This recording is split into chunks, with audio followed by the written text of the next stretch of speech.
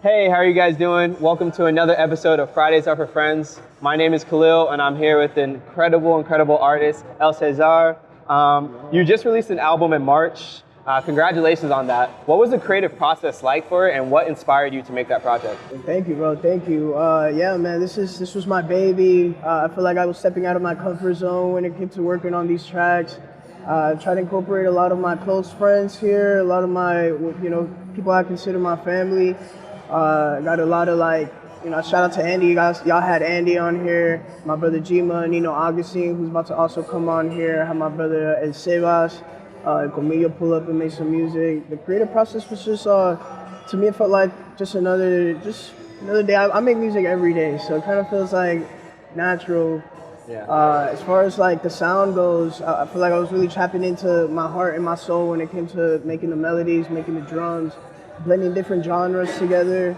And I feel like that's what this project is. It's just a cultural clash. Yeah. And what was it like creating with your friends and just like family? What is that feeling always like? It feels good, man. It feels very natural. The chemistry is just there. And I feel like when it comes to making music, it's all about chemistry to me, just like love, just like any emotion. Mm-hmm. Yeah. And what was the transition like between your producer, alias Cézar, to your artist, Cézar? Man, to me it was unexpected, bro. I'm not gonna lie. I like to give a lot of thanks to my internship at Death Star Studios because of that. Because that's where I learned how to record artists, how to write for artists, how to build music, and just kind of be behind the scenes. But I was always making beats. I've been making beats since 2015.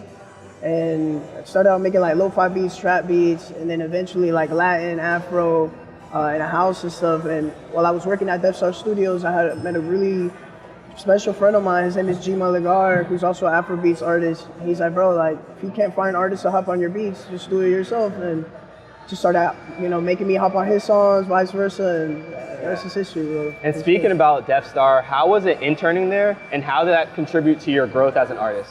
Man, it brought me for sure, a lot of this music stuff is stepping out of the comfort zone, and working at Death Star was definitely that for me too. Being in rooms where I'm the only one the only producer, and in a room full of people I don't know, you know what I'm saying? So I have to learn how to work the room and know when to kind of stay in the back, or when I'm needed, being able to pull up. To me, I feel like because it brought me out of my comfort zone, it made me feel a lot comfortable where I'm not supposed to be comfortable at, being me, and, not being afraid to have to show out, or you don't got to put up a mask or put up a face for anything, especially in the music. So for sure.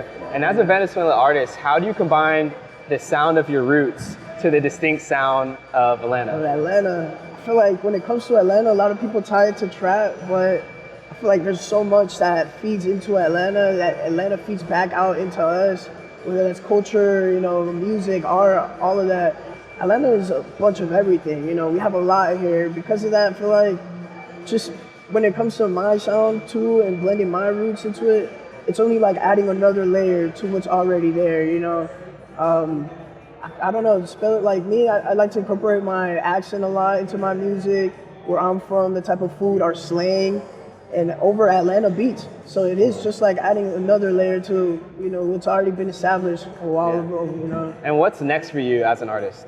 What's next for me is keep pushing the boundaries of sound, not staying down to one sound in per se, really making Atlanta a hub for the Latinos.